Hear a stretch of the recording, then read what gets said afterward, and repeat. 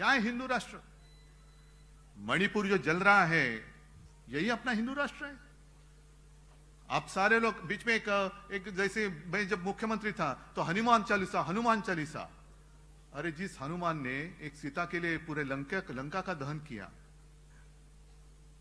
सीता हरण हुआ इसलिए रामायण हुआ, द्रौपदी का वस्त्र हरण हो गया इसलिए महाभारत हो गया। दुख की बात तो यही है कि जब द्रौपदी का वस्त्रहरण हो रहा था तो धृतराष्ट्र बैठे थे वहां राजा, लेकिन उनकी तो दृष्टि नहीं थी, दृष्टिहीन थी। आज की सरकार वहां जो बैठी है वो क्या धृतराष्ट्र है? अपने ही देश में मणिपुर में 2 महिलाओं के साथ जो किया गया वो तो सिर्फ वीडियो सामने आए इसलिए पता चला। वहां के मुख्यमंत्री कहते हैं ये ऐसी चीजें तो, ऐसे घटना तो बहुत हुई है। शर्म आनी चाहिए, शर्म आनी चाहिए। राष्ट्रपति महिला है, वो भी आदिवासी है, क्या कर रही है? मैं महामहिम राष्ट्रपति जी से पूछना चाहता हूं, राष्ट्रपति महोदया, आप जिस देश के राष्ट्रपति हो उस देश में महिलाओं की इज्जत भर चौराहे पर लूटी जा रही है, आपको कुछ संवेदना नहीं है? वहां की राज्यपाल महिला है, कुछ कर नहीं रही। अरे हमारे यहां जो राज्यपाल थे कैसे मस्ती करते थे, भेजो उनको वहां पे। मंदिर खोलो, ये खोलो, वो खोलो, क्या इतना आसान था क्या वो कोरोना का संकट? लेकिन ऐसे राज्यपाल वहां क्यों नहीं भेजते? और मैंने तो कहा था कि जैसे जिस वक्त हमने इंडिया पूरे, मैं विरोधी विपक्ष की एकजुट नहीं मानता, जितने सारे देश प्रेमी हैं उन सारे लोगों की जो एकजुट हुई है उसका नाम हमने दिया इंडिया।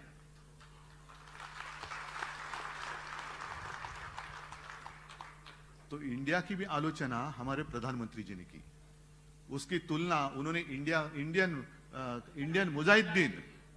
तो प्रधानमंत्री जी 1-2 दिन में यहाँ महाराष्ट्र में आने वाले हैं, गद्दारों के साथ बैठने वाले हैं, जिनके ऊपर भ्रष्टाचार के आरोप किए उनका सत्कार करने वाले हैं। यही हमारा हिंदुत्व है। तो मैं प्रधानमंत्री जी से पूछना चाहता हूं, जब भी आप विदेश जाते हो तो प्राइम मिनिस्टर ऑफ इंडिया, एक देश की शान की बात होती है, अरे अपने देश का प्रधानमंत्री देखो, कौन है बाद में लेकिन देश का है। तो प्राइम मिनिस्टर ऑफ इंडिया का मतलब क्या है? आप इंडिया मेरे देश को वहां जाकर रिप्रेजेंट करते हो कि इंडियन मुजाहिदीन के प्रधान सेवक बनकर जाते हो? मुझे बताओ।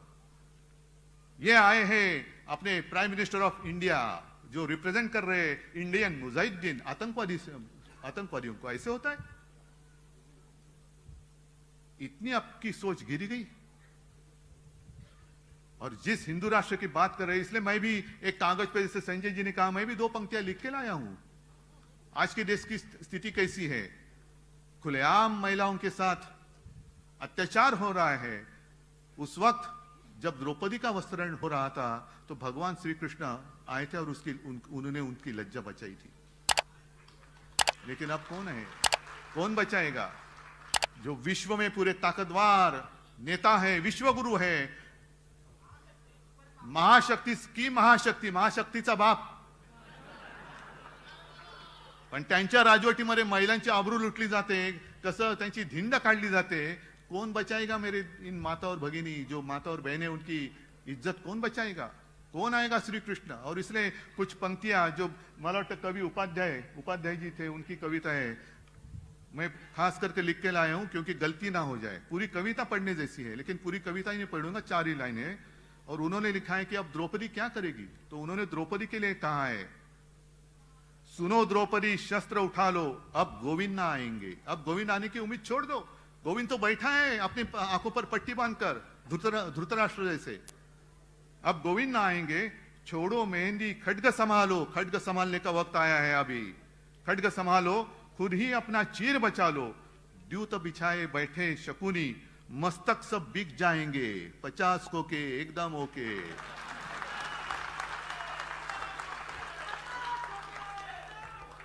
मस्तक सब बिक जाएंगे, सुनो द्रौपदी शस्त्र उठा लो, अब गोविंद ना आएंगे।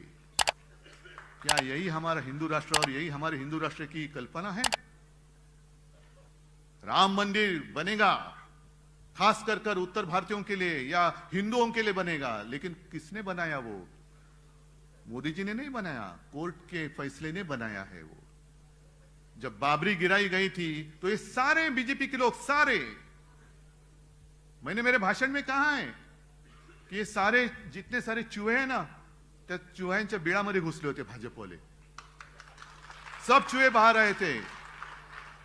तो एक पत्रकार ने चूहे को पूछा, अरे क्यों भाई आप आपके घर में नहीं, क्यों नहीं? अरे क्या करूं, वो बीजेपी वाले घुसे, बाबरी गिर गई ना, बाबरी गिराई गई तो ये सब लोग भाग गए। तेव्हा उंदराच्या बिळात लपणारे तुम्ही, जेव्हा हवा मैं गया था वहां अयोध्या में, सारे लोग थे, राजन भी थे, संजय भी, और आप में से भी कई सारे लोग होंगे। मैं गया था, मुख्यमंत्री होने से पहले गया था, और उस वक्त मैंने मांग की थी कि एक कानून बनाओ और राम मंदिर बनाओ, एक कानून बनाओ, स्पेशल कानून बनाओ। जैसे अभी कानून उन्होंने बनाया है, दिल्ली की जितने सारे अधिकार है दिल्ली सरकार के, वो उन्होंने छीन लिए हैं, तो वैसे कानून बनाओ और राम मंदिर बनाओ। राम मंदिर के लिए कानून नहीं बनाया, जनतंत्र को खत्म करने के लिए कानून बनाया, जो अभी पारित होने जा रहा है आपके लोकसभा और राज्यसभा में मंजूर होने के लिए। तो कहां गई आपकी हिम्मत? क्यों नहीं कर रहे हिम्मत?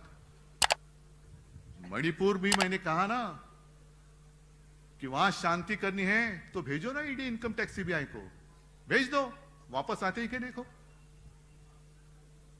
और शायद एक बात हो सकती है, अमित शाह जी एक बार जाके आए, दोबारा भेजो, जितने सारे वहां के जो लोग हैं दंगा फसाद करने वाले, सारे बीजेपी में ले लो, मणिपुर शांत हो जाएगा। क्यों? यही तो नीति चल रही है। जो मैंने बात की कि 2-3 दिन में 1 तारीख को शायद प्रधानमंत्री जी आ रहे हैं, मंच पे कौन होगा आप फोटो देखो, एक अनोखी तस्वीर होगी। अगल बगल में कौन है? मैं भ्रष्टाचार को खत्म करूंगा। करो ना, करो। लेकिन जिनके ऊपर आपने आरोप लगाए 70,000 करोड़ के भ्रष्टाचार के, उन्हीं को लेकर आपने महाराष्ट्र की सरकार जो शिवसेना तोड़कर आपने बनाई थी, मजबूत थी, तो भी और मजबूत करने के लिए उनको तोडा। क्यों? और कोई मिला नहीं आपको? और कोई मिला नाही? म्हणजे असं काय आहे का की चिखल उगवायला दुसरीकडे असला तो मळ आणि भाजपाला आला की कमळ? का कमळ फुलवाला तुम्हाला मळ लागतोय? सगळे भ्रष्टाचारी दिखा, तू भ्रष्टाचार कर रहा है, आजा आजा मेरी गाड़ी में बैठ जा। भ्रष्टाचार की गाड़ी चल रही है, तेज बुलेट ट्रेन चल रही है, भ्रष्टाचार की गाड़ी। अरे भारतीय जनता पार्टी, अब नाम लेने के लिए शर्म आनी चाहिए, ये तो भ्रष्ट जनता की पार्टी हो गई है, भ्रष्ट जनता पार्टी। क्या आपका शासन है कहां? और अभी कैसे होता है कि जब भी चुनाव आते हैं तो इनको सारे पुराने साथी याद आते हैं। जिस वक्त अपनी मीटिंग चल रही थी इंडिया की, तब उनको याद आ गया, अरे अपना भी ऐसा कुछ था ना, तो किसी ने बताया, हाँ था ना, क्या नाम था उसका? एनडीए। हाँ, तो चलो एनडीए की मीटिंग बुलाओ। एनडीए में कितने सारे लोग बैठे थे, सब आधे अधूरे। नहीं, आधे अधूरे इसलिए कहा कि मैं भी 1-2 मीटिंग के लिए गया था, पूरी शिवसेना मेरे साथ, मैं आज भी पूरी शिवसेना मेरे साथ ही है।